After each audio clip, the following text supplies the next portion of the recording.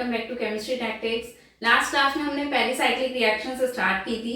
उसमें हमने देखा था कि हमारी 3 टाइप की रिएक्शंस होती हैं पेरिसाइक्लिक में, इलेक्ट्रोसाइक्लिक, साइक्लो एडिशन एंड सिग्माटोपिक। तो उसमें हम सबसे पहले इलेक्ट्रोसाइक्लिक रिएक्शंस को कवर कर रहे हैं।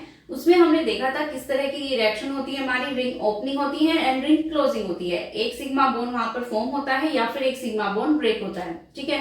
थर्मली होती हैं एंड फोटोकेमिकली, दोनों तरीके से हो सकती हैं। अब वहां पे हमने देखा था कि जो सिग्मा बॉन्ड बन रहा है उसमें जो ऑर्बिटल है सिग्मा बॉन्ड, उसके जो ऑर्बिटल हैं एंड ऑर्बिटल्स किसी भी मॉलिक्यूल के जहां पर सिग्मा बॉन्ड फॉर्म हो रहा है, उनको बनने के लिए ओवरलैपिंग करनी पड़ेगी। अगर ऑर्बिटल्स ओवरलैप करेंगे तो ही होगा। अब वो ओवरलैपिंग दो तरीके से हो सकती थी हमारी, दो तरीके से रोटेशन हो सकती थी उस ऑर्बिटल की, या तो सेम साइड रोटेट कर दे दोनों, या फिर एक दूसरी साइड रोटेट कर दे। तो एक हमारा कौन रोटेटरी होती है रोटेशन, एक हमारी डिसरोटेटरी होती है, ठीक है।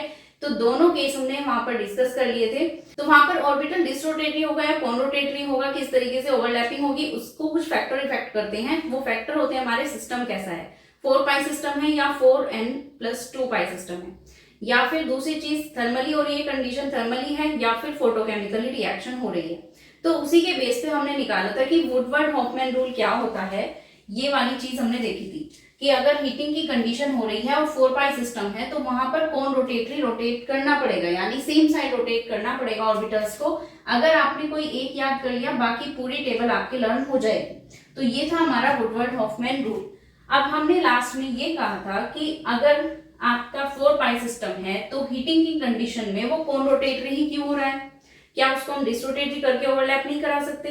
तो कैसे ये पता चलता है हमारा कि ये कौन रोटेटरी होना है या डिसरोटेटरी होना है, हीटिंग के केस में ये क्या होना है इस केस में। और ये सब मतलब पूरा जो टेबल है ये कहाँ से हमारी आती है, इसको कैसे हम डिराइव करते हैं, इसके लिए यूज होता है हमारा molecular orbital diagram. Molecular orbital diagram, इससे पता चलता है कि ये हमारी कौन सी रोटेशन होनी है, अगर हीटिंग है तो क्या होना है, एच न्यू है तो क्या होना है। तो अब हम सबसे पहले इस ऑर्बिटल डायग्राम को ही देख लेते हैं।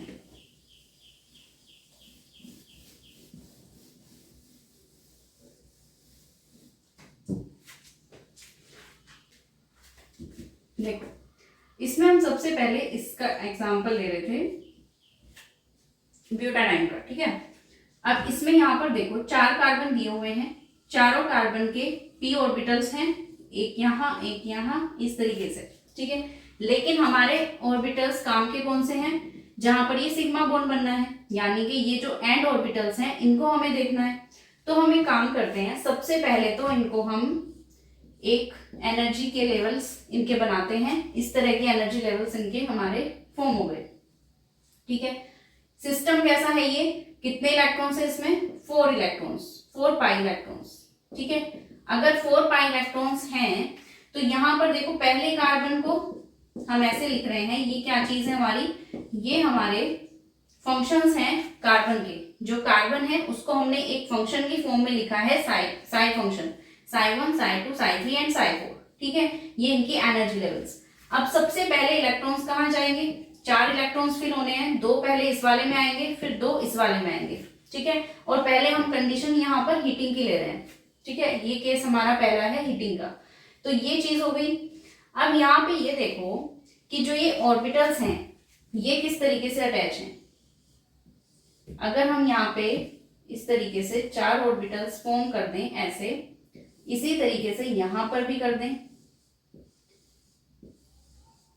ऊपर भी कर सकते हैं हम, लेकिन हमें जरूरत बस इनकी है, ऐसे। तो देखो यहां पर तो इसका जो प्लस माइनस है ये कैसे डिसाइड होगा, सबसे पहले यहां पर देखो आप, ये 4 ऑर्बिटल्स हमारे हो गए, चारों कार्बन के इलेक्ट्रॉन्स फिल हो गए, हीटिंग की कंडीशन है। अब यहाँ पे देखो जो ये 1 है 2 है 3 4, अब यहाँ पे ना एक चीज होती है नोड। नोड क्या होती है हमारी, जो ये सिस्टम है हमारा जिसका फंक्शन 1 यहाँ पर लिखा हुआ है, तो इसमें से जब हम ये n-1 होता है, अगर नोड निकालनी है, n का मतलब यहाँ पर जो भी हमारे नंबर्स लिखे हुए हैं, तो इसमें से अगर आप 1 - 1 करोगे तो 0 आएगा। नेक्स्ट वाले में, इस वाले केस में अगर आप 2 - 1 करोगे तो 1 आएगा। तो इनका मतलब क्या है कि यहाँ पर 0 नोड है, 0 नोड है और यहाँ पर हमारी 1 नोड है। इसी तरह यहाँ पर 2 नोड्स आएंगी, यहाँ पर 3 आएंगी।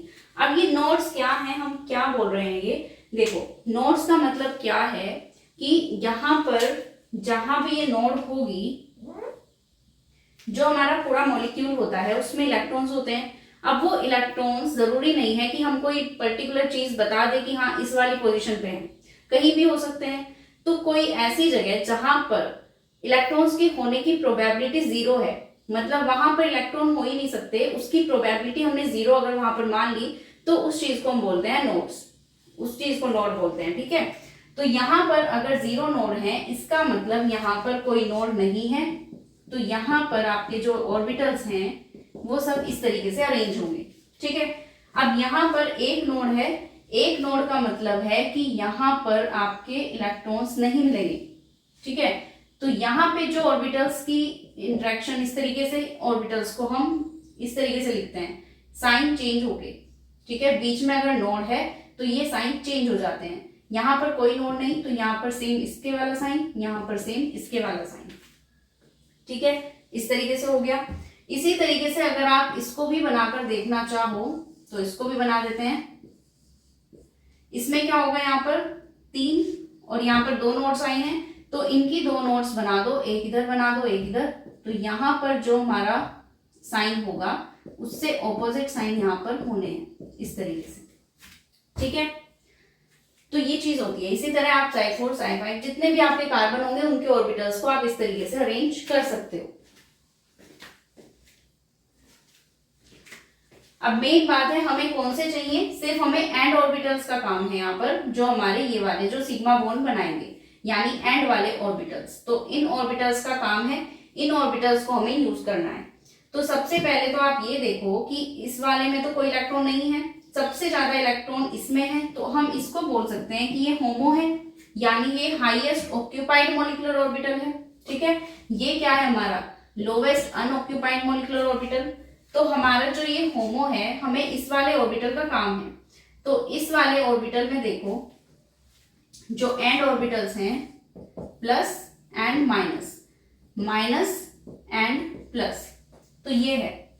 ओके, तो अगर हमें इनको ओवरलैप कराना होगा तो हम क्या करेंगे, यहाँ पर अगर हमें इन्हें ओवरलैप कराना है तो हमें कैसे रोटेशन करनी पड़ेगी, इसको हमें इधर रोटेट करना पड़ेगा जिससे कि ये प्लस इधर आए माइनस इधर आए, और वो भी 90 डिग्री रोटेशन होनी है।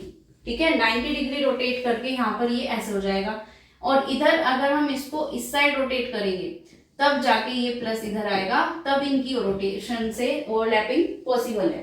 तो यानी हमने इसको भी सेम साइड रोटेट किया इस साइड, और इसको भी इसी साइड रोटेट किया, क्लॉकवाइज रोटेशन है सेम साइड, तो इसको हम क्या कहेंगे कि ये कौन रोटेटरी है। और वही हुआ भी था, जो हमारा 4 पाई सिस्टम था वो हीटिंग के केस में कौन रोटेटरी था। तो ये चीज हमें यहां से पता चल गई कौन रोटेटरी क्यों हुआ है, क्योंकि यहाँ पर इस तरीके से ओवरलैपिंग पॉसिबल है। अगर हम इसको सेम साइड ना करते तो फिर ओवरलैपिंग ना होती, तो ओवरलैपिंग हमारी होगी अगर इसको कौन रोटेटरी करेंगे। तो इसीलिए 4 पाई हीट के सिस्टम में कौन रोटेटरी होती है, रोटेशन। ठीक है, अब यहीं पे अगर हम HNU की कंडीशन ले लें, इसी वाले क्वेश्चन में हमने फोटोकेमिकल कंडीशन ले ली, तो इससे क्या फर्क पड़ेगा, देखो इलेक्ट्रॉन्स का एक्साइटेशन हो जाएगा, तो ये वाला जो है हमारा यहाँ पे चला जाएगा। ठीक है, तो एक इलेक्ट्रॉन ऊपर वाले में चला गया, तो अब हमारा जो होमो बन गया है हाईएस्ट ऑक्यूपाइड मॉलिक्यूलर ऑर्बिटल, वो तो ये बन गया है। तो अब हमें इन दोनों को लेना है, तो अब इसके ऑर्बिटल्स को ले लो, देखो इसके एंड ऑर्बिटल्स ले लो दोनों, एक प्लस माइनस और दूसरा भी प्लस माइनस। अगर इनकी रोटेशन आपको करानी है तो इसको ऐसे रोटेट करना पड़ेगा, और इसकी रोटेशन इसके साथ होनी है तो इसको ऐसे रोटेट करना पड़ेगा। अब जाके रोटेशन हुई, तो जब इसको इस साइड में उसको दूसरी साइड में रोटेट कर रहे हो, तो यहाँ पे आप क्या कर रहे हो, डिस रोटेशन, तो ये डिस रोटेटरी हो गया। तो इसीलिए 4 पाई की HNU कंडीशन में डिस रोटेटरी होता है। ठीक है, तो सब कुछ ये इस ऑर्बिटल डायग्राम से ही कंफर्म हो रहा है कि किस में कौन रोटेटरी है, किस में डिस रोटेटरी है। राइट, तो ये ऑर्बिटल डायग्राम बहुत इंपॉर्टेंट होता है। तो अब एक तो हमने ये चीज देख ली कि इस मॉलिक्यूलर ऑर्बिटल डायग्राम से हमें पता चल गया कि इस तरीके से रोटेशन होती है, तो यहाँ पर ये चीज हमें पता चल गई। वुडवर्ड हॉफमैन रूल का पहला जो यूज था वो हमें पता चल गया कि वुडवर्ड हॉफमैन रूल ने ये बता दिया कि ऑर्बिटल्स कैसे ओवरलैप करेंगे। अब दूसरी चीज आती है स्टीरियोकेमिस्ट्री की बात, तो हम नेक्स्ट करते हैं।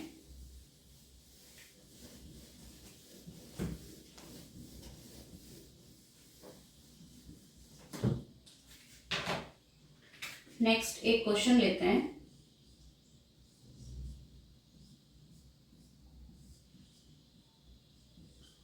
ये वाला, ठीक है। इस क्वेश्चन को सॉल्व करना है। तो देखो इस क्वेश्चन में क्या होने वाला है, ये वाला इधर इलेक्ट्रॉन मूवमेंट होना स्टार्ट हो जाएगा इस तरीके से, तो यहां पर एक सिग्मा बॉन्ड बनेगा। तो सिग्मा बॉन्ड कैसे फॉर्म होगा, यहां पर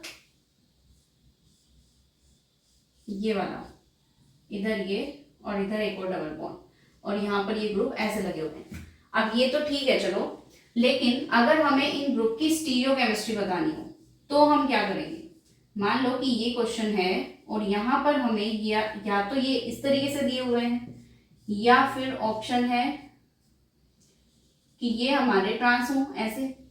तो कैसे डिसाइड करेंगे हम कि इनमें से कौन सा प्रोडक्ट होने वाला है, ठीक है। तो इसकी मतलब हमें स्टीरियो बतानी होगी।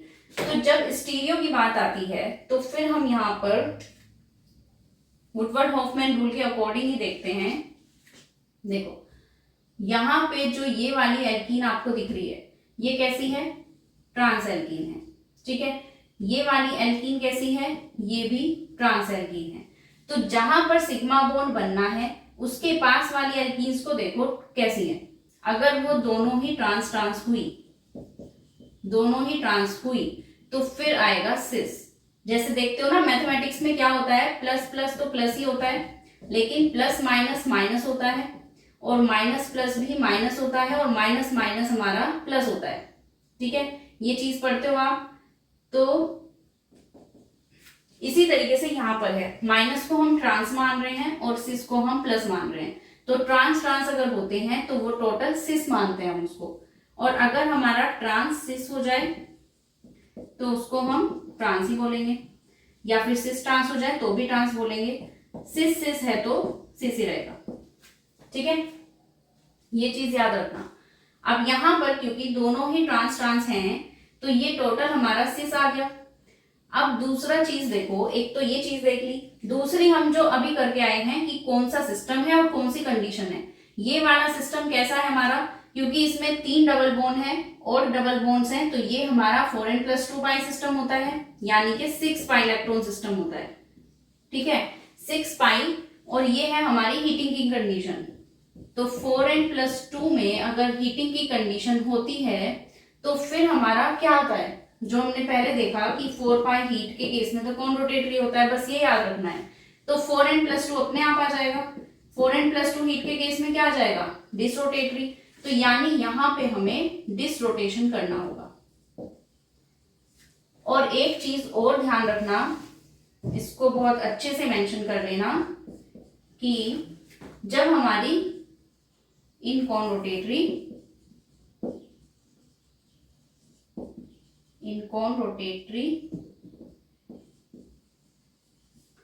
स्टीरियो केमिस्ट्री चेंज,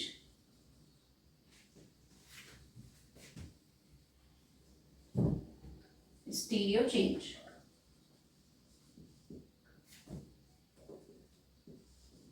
ठीक है।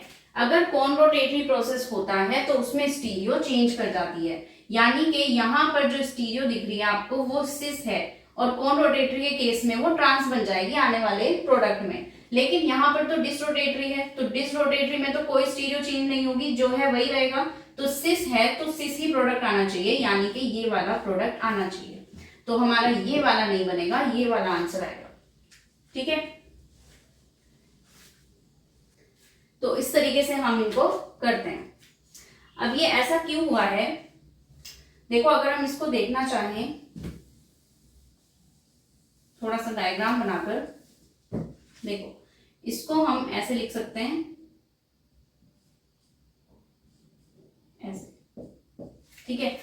तो जब हमने यहाँ पर ये ऑर्बिटल्स हैं, इनको हमें क्योंकि ओवरलैप कराना है तो 90 डिग्री रोटेट तो करना पड़ेगा, और क्योंकि हम डिसरोटेशन कर रहे हैं यहाँ पर, डिसरोटेशन मतलब डिफरेंट साइड, तो इसको तो हम इधर रोटेट कर रहे हैं, इसको इधर कर रहे हैं, तो जैसे ही आप इसको 90 डिग्री रोटेट करोगे तो ये एमी ग्रुप ऊपर की साइड आ जाएगा। इसी तरीके से जब आप इसको इधर से रोटेट करोगे तो ये एमी भी ऊपर की साइड आ जाएगा। तो इसलिए ये चीज सिस हुई है हमारी, ठीक है। ये वाली रोटेशन से ये ऊपर की साइड, इस वाली रोटेशन से ये ऊपर की साइड, इसलिए ये दोनों सेम साइड आ गए हैं, तो ये हमारी हो गई है सिस, ठीक है।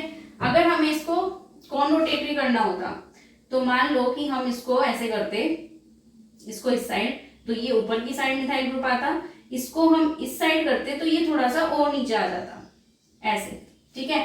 तब ये हमारी पोजीशन ट्रांस पे आता, तब हमारा आंसर होता ट्रांस, ठीक है। तो ये आपको बस इसका रूल याद रखना है कि कौन रोटेटरी में स्टीरियो चेंज होती है। अब एक और क्वेश्चन करते हैं।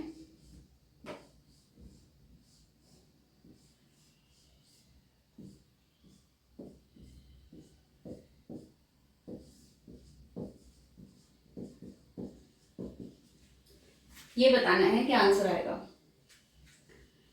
तो सबसे पहले तो कंडीशन देखो, HNO की कंडीशन है इस बार, और C6H12 क्या है हमारा, एक सॉल्वेंट है, और हमने कहा था हाइड्रोकार्बन वाले सॉल्वेंट यहाँ पर यूज होते हैं जिसमें सिर्फ हाइड्रोजन और कार्बन हो, तो वही यहाँ पर भी है, ठीक है। तो ये तो सॉल्वेंट है, HNO की कंडीशन है, और हमें ये दिख रहा है कि यहाँ पर इस इलेक्ट्रॉन का मूवमेंट इधर, इसका मूवमेंट इधर और इसका इधर, तो यहां से हमारे जो बॉन्ड फॉर्म होंगे, एक सिग्मा बॉन्ड यहाँ पर फॉर्म हो जाएगा ऐसे,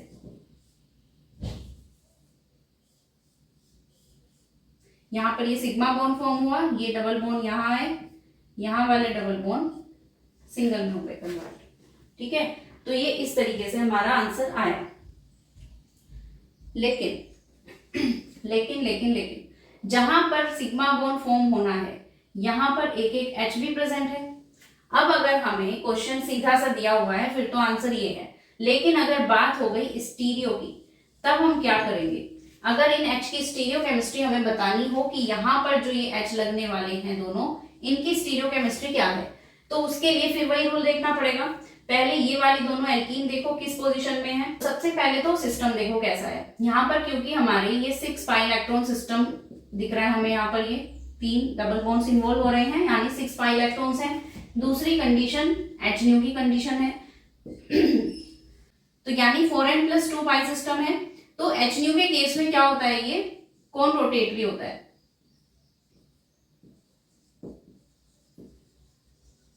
कौन रोटेटरी होता है। तो जब भी कौन रोटेटरी होगा तो स्टीरियो चेंज होती है। तो हम यहाँ पर ये कह रहे हैं कि चेंज तो आएगा, चेंज तो हमें करना है यहाँ पर।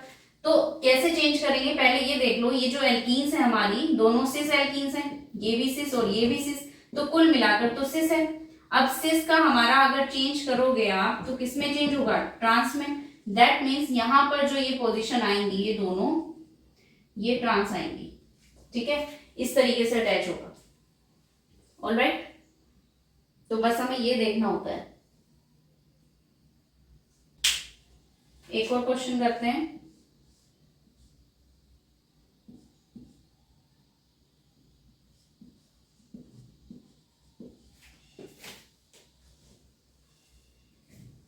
ये वाला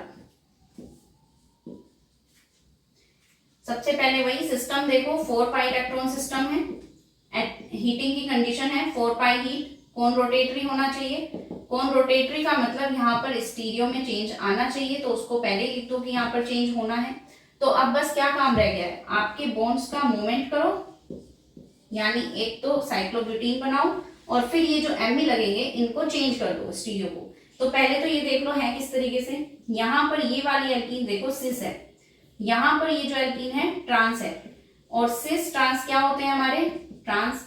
तो ट्रांस का किसमें चेंज हो जाएगा, सिस में। तो यहाँ पर जो ये लगेंगे मिथाइल ग्रुप, ये दोनों आपस में सिस लगेंगे, ठीक है।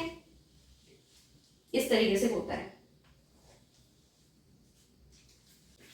एक क्वेश्चन और ट्राई करते हैं। ये तो क्वेश्चन है। अब इसमें भी हमें वही सेम स्टीरियो बतानी है।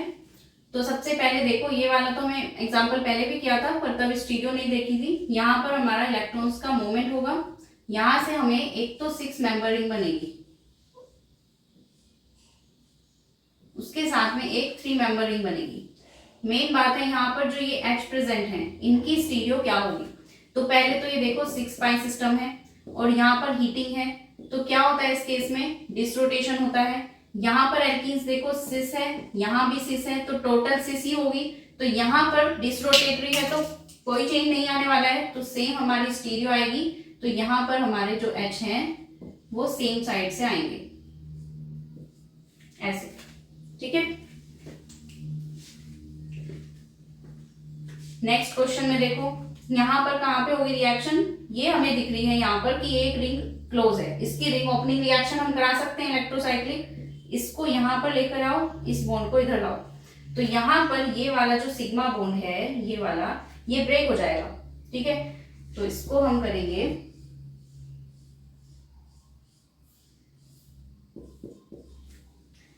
यहां से ये डबल बॉन्ड इधर आ गया और ये वाला डबल बॉन्ड इसके पास आ गया, ठीक है। ऐसी होगी रिंग ओपनिंग रिएक्शन।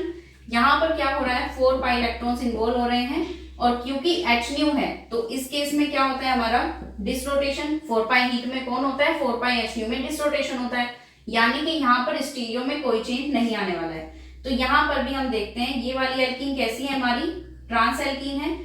और यहाँ पर देखो ये हमने बना दी तो ये भी हमारी ट्रांस ही आई है, ऐसे ये वाली ट्रांस, ठीक है।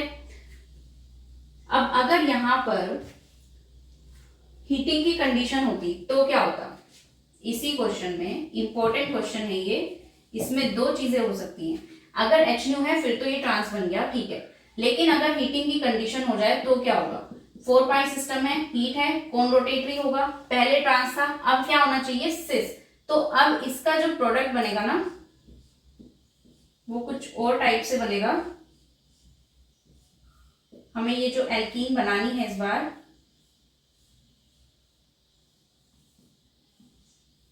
इसको हमें सिस बनाना है, बस यहाँ पे डबल बॉन्ड, ठीक है। तो ये वाली एल्कीन जो है हमें सिस बनानी है, तो ये इस तरीके से सिस बन गई हमारी। बाकी चीजें जो इसमें अटैच हैं वो ऐसे ही कर दो। ये वाला ग्रुप भी अटैच है यहाँ पर, इसमें भी ये है, ठीक है। तो इस केस में सिस और ट्रांस दोनों बने हैं हमारे। देखो ये सिस बना है, साथ में यहाँ पर ट्रांस प्रोडक्ट भी बनेगा, ठीक है। तो इसमें यहाँ पर सिस भी बना है और ये वाला ट्रांस, ये वाला सेम जो ट्रांस वाला है वो भी बनेगा। तो इसमें ध्यान रखना, हीटिंग की जब भी कंडीशन होगी तो उसमें सिस और ट्रांस दोनों प्रोडक्ट बनेंगे, लेकिन H न्यू की कंडीशन में सिर्फ ट्रांस बनेगा, ठीक है।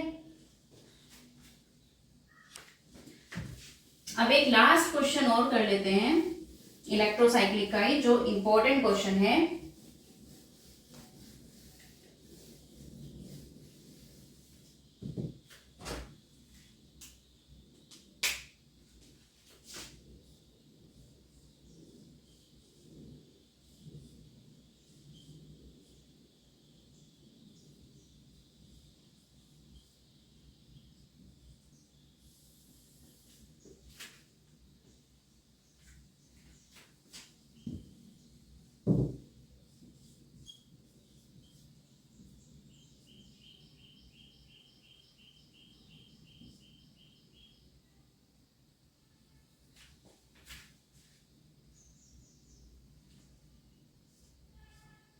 ऐसे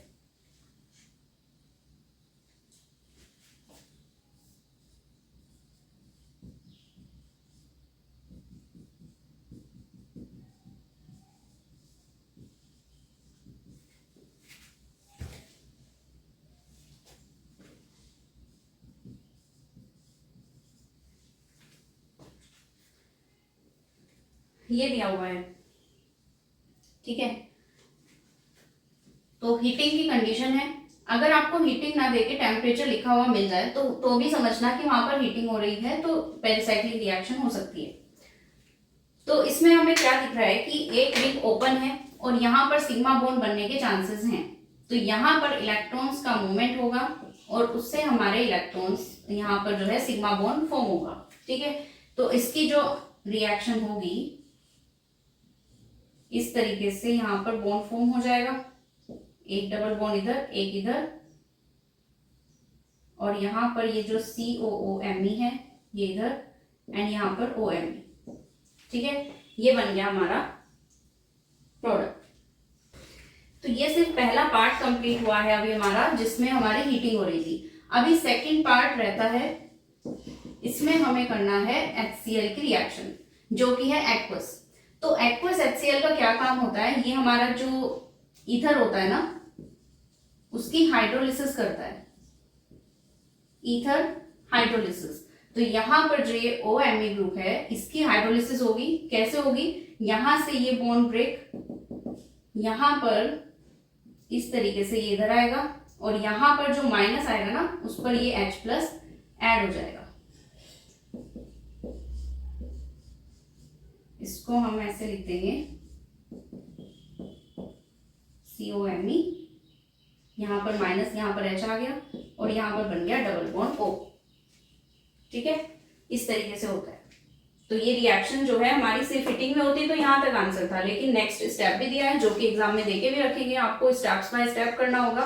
किसी और रिएजेंट को बीच में ऐड कर देंगे पेरिसाइक्लिक के, तो इस तरीके से रिएक्शंस होंगी, पूरी हमें आनी चाहिए वो। तो ये हमारा फाइनल आंसर आ गया है। ये रिएक्शन थी हमारी इलेक्ट्रोसाइक्लिक रिएक्शंस, इनके हमने एग्जाम्पल देख लिए हैं। नेक्स्ट क्लास में मिलते हैं। Thanks for watching and keep learning.